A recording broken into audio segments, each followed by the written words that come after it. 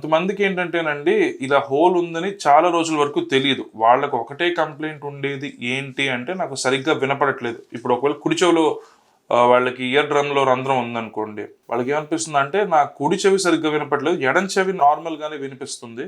కుడి చెవిలో వినికిడి తక్కువైంది అంటారు. అలాంటప్పుడు మనం ఫస్ట్ థింగ్ మన మైండ్‌లోకి రావాల్సింది ఏంటి అంటే ఒకవేళ మన ఇయర్ డ్రమ్‌లో ఏమన్నా హోల్ గాని పడిందా? దానికి కారణాలు ఏంటి అంటేనండి, ఒకటి ఇన్ఫెక్షన్.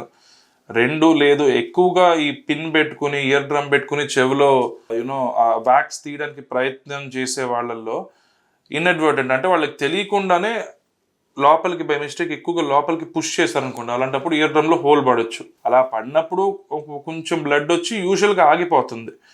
మనకి బ్లడ్ రావడం తెలుస్తుంది, తడిగా ఉంటుంది, బయటకు కనిపిస్తుంది, కానీ లోపల హోల్ పడిన విషయం మటుకు చాలా మందికి తెలియదు. అలాంటప్పుడు ఏం జరుగుద్ది అంటే మనకి వినికిడి తక్కువ అవుతుంది, ఏ చెవిలో అయితే హోల్ పడిందో. అదొకటి. రెండోది ఇన్ఫెక్షన్ గురించి మాట్లాడుకున్నాం. కొంతమందికి ఏంటంటేనండి చిన్నప్పటి నుంచే వాళ్ళకి చెవిలో నుంచి చీమ్ కారుతూ ఉంటుంది. వాళ్ళు కారుతున్నప్పుడల్లా మెడికల్ షాపులకి వెళ్ళి ఒక యాంటీబయాటిక్ తీసుకుంటారు, వాడతారు, అది ఒక వారం వాడి తగ్గుద్ది, అలా కంటిన్యూ అవుతుంది. మళ్ళీ 2 నెలలకు ఒకసారి మళ్ళీ కారుతూ ఉంటుంది. ఇలాంటప్పుడు క్రానిక్ కండిషన్స్ అంటే వాళ్ళకి from a long period of time, అంటే ఎప్పటి నుంచో ఆ ప్రాబ్లం ఉంది. మనకి చెవు లోపల నుంచి చీమ్ వస్తుంది అంటే 99% ఆఫ్ ద టైమ్స్ దానిలో హోల్ ఉంటుంది. ఎందుకు అంటే మనకి ఈ బోన్ ఏదైతే ఉందో ఇక్కడ మాస్టాయిడ్ అనే బోన్ ఉంటుంది. ఇది మన చెవుతో కమ్యూనికేట్ అవుతుంది ఇక్కడ. అలా మాటి మాటికి రిపీటెడ్గా రికరెంట్గా ఇన్ఫెక్షన్స్ వచ్చే వాళ్ళకి ఆ బోన్ కూడా ఇన్వాల్వ్ అయి ఉంటుంది. ఆ బోన్లోకి ఇన్ఫెక్షన్ చేరుకుంటుంది. అక్కడి నుంచి ఆ ఇన్ఫెక్షన్ అంతా పస్ ప్రొడ్యూస్ చేస్తుంది. ఆ పస్సు ఎక్కువ ప్రొడ్యూస్ అయ్యే కొద్దీ, నిండే కొద్దీ ఎక్కడో చోట నుంచి బయటికి రావాలి. పేరుకుపోయి ఉంటుంది, బట్ అది ఎక్కువ అయ్యే కొద్దీ ఎక్కడో చోట నుంచి బయటికి రావాలి. సో మన ఇయర్ డ్రమ్లో ఒక హోల్ క్రియేట్ చేసి అక్కడి నుంచి బయటకు వస్తూ ఉంటుంది. సో ఇలా మన ఇయర్లో హోల్ ఉన్నప్పుడు బాగా కంటిన్యూస్గా మనకి మాటికి 2 నెలలకు ఒకసారి, లేకపోతే 3 నెలలకు ఒకసారి, 6 నెలలకు ఒకసారి, లేదా కొంతమంది చెప్తుంటారు నాకు చిన్నప్పుడు వచ్చేదండి, మధ్యలో లేదు, మళ్ళీ గత 2 ఏళ్లుగా చీమ్ కారుతుంది. ఇలాంటి సందర్భాలన్నింటిలో మనం గుర్తుపెట్టుకోవాల్సింది ఏంటంటే మన ఇయర్ డ్రమ్లో హోల్ ఉండుండొచ్చు. ఆ హోల్ పడడానికి కారణం ఇన్ఫెక్షన్ కానీ, లేకపోతే మనం పిన్లు లేకపోతే ఇయర్ డ్రమ్లు పెట్టుకుని తిప్పుకోవడం కానీ, ఆర్ వేరే ఎనీ రీజన్. అలాంటప్పుడు మనం చేయాల్సింది ఏంటి అంటే, మమ్మల్ని చాలామంది అడిగే క్వశ్చన్లు ఏంటి అంటే, సార్ ఈ హోల్ని రిపేర్ చేయొచ్చా, మళ్ళీ హియరింగ్ నార్మల్ దాకా తీసుకుని రావచ్చా అని. ఫస్ట్ థింగ్ మనం చూసేది ఏంటి అంటే వాళ్ళకి ఎప్పటి నుంచి కండిషన్ ఉంది, ఎన్ని రోజుల నుంచి వాళ్ళకి చీమ్ కారడం జరుగుతుంది, దానికి వాళ్ళు ఎలాంటి విధమైన ట్రీట్మెంట్ తీసుకున్నారు, అది ఫస్ట్ థింగ్.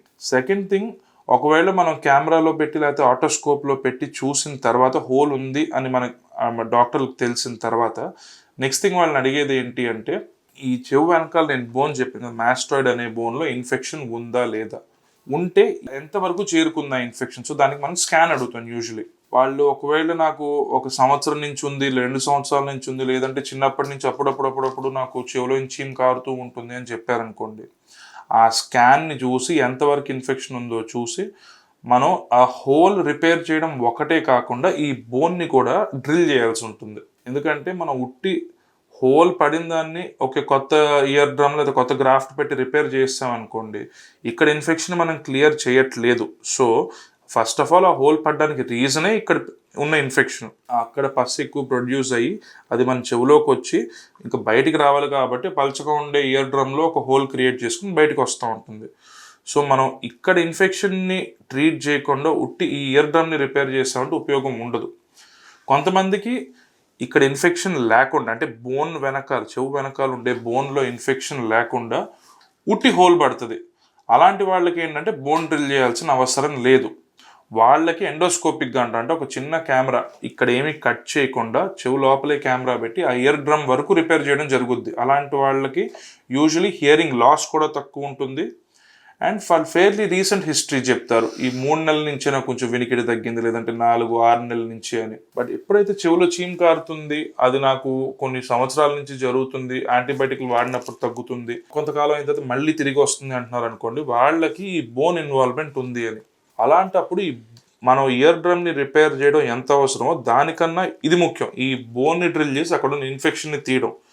వన్స్ ఆ ఇన్ఫెక్షన్ని క్లియర్ చేసిన తర్వాత ఇయర్ డ్రమ్ని రిపేర్ చేస్తే అక్కడ తిరిగి హోల్ పడే అవకాశాలు చాలా చాలా తక్కువ. మళ్ళీ next వినపడడం.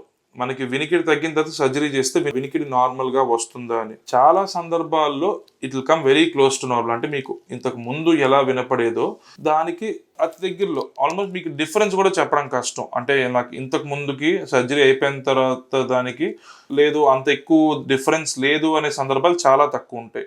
But most of the times వినపడడం అనేది చాలా చాలా ఇంప్రూవ్ అవుతుంది. అంటే మీకు సర్జరీకి ముందు ఎలా వినపడేదో సర్జరీకి తర్వాత అంటే మీరు నోటీస్ చేసే డిఫరెన్స్ చాలా చాలా సందర్భాల్లో ఉంటుంది.